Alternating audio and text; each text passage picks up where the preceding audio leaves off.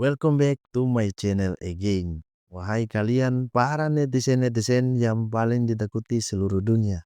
Di konten pembahasan kali ini, kita akan membahas soal perbedaan antara generasi milenial dan generasi Z. Dan mungkin lu yang baru bergabung di dalam konten ini, jangan lupa subscribe konten ini dan nyalakan notifikasi agar mendapatkan konten-konten berikutnya dari channel ini dan bisa membuka wawasan dan juga ilmu pengetahuan di dalam konten ini. Dan langsung saja kita akan membahas yang pertama. Yang pertama yaitu generasi milenial. Ciri-cirinya adalah satu, disiplin yang tinggi. Yang kedua, belajar dengan menggunakan alat seadanya. Yang ketiga, selalu rajin mencatat di dalam kelas. Dan yang keempat, mendapatkan evaluasi dari setiap guru. Nah, ini adalah ciri-ciri khas dari generasi milenial. Dan mungkin lu yang sedang menonton konten ini salah satu generasi milenial. Pasti lu sering mengingat di mana ketika pada saat kita belajar, guru sering memberikan kita hal yang sangat mungkin ya bisa dikatakan membosankan tapi agak sedikit menyenangkan, yaitu mencatat mata pelajaran dari setiap bab ke bab.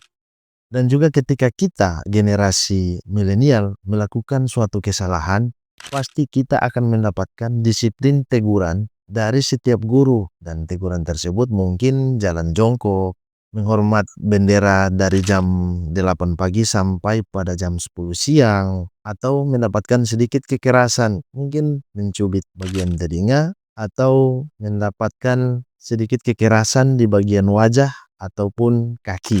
Dan itu sudah menjadi hal yang biasa bagi kita generasi milenial.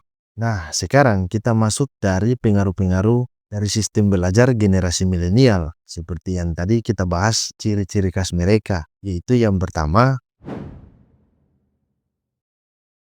generasi-generasi milenial menjadi generasi-generasi yang kuat mental dan juga sangat menghormati otoritas dan aturan yang tinggi.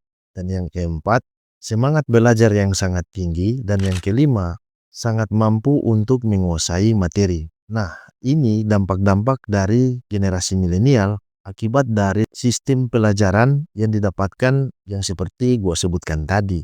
Dan mungkin lu juga yang menonton di konten ini salah satu orang yang merasakan dampak tersebut. Jadi, ketika generasi-generasi milenial ini terjun di dalam dunia pekerjaan, dampak-dampak tersebut sangat kita rasakan. Dan contohnya salah satu gua adalah orang yang merasakan dari dampak-dampak sistem belajar generasi milenial yang gua sebutkan tadi.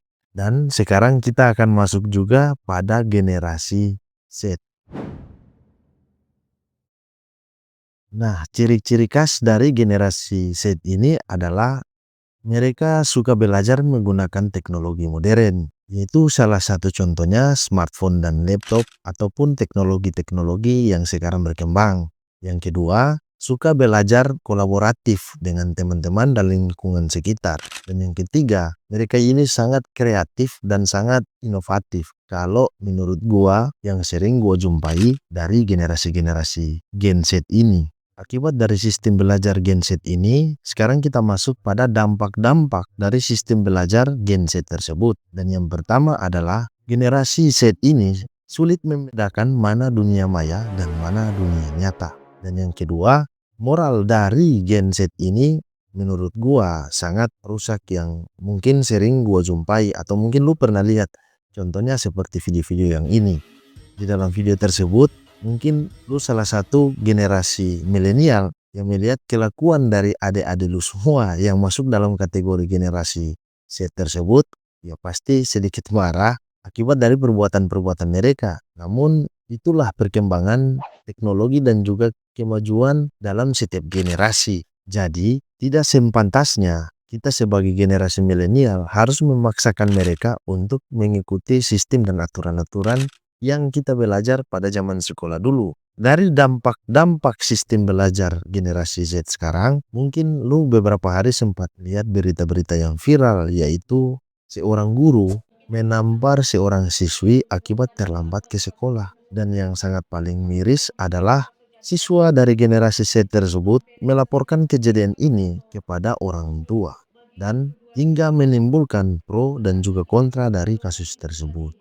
Nah, jadi di dalam konten ini gua tidak mau menyudutkan generasi Z ataupun generasi milenial. Yang mau gua sampaikan di dalam konten ini adalah pesan moral untuk kita sebagai orang tua ataupun kepada guru-guru yang menghadapi generasi-generasi Z ini. Dan yang pertama, gua mau mengatakan kepada para guru, ketika kita menghadapi generasi Z yang bandel, entah itu di sekolah ataupun di dalam lingkungan tempat tinggal, ya kita harus bijaksana dalam menghadapi kelakuan-kelakuan dari generasi Z tersebut.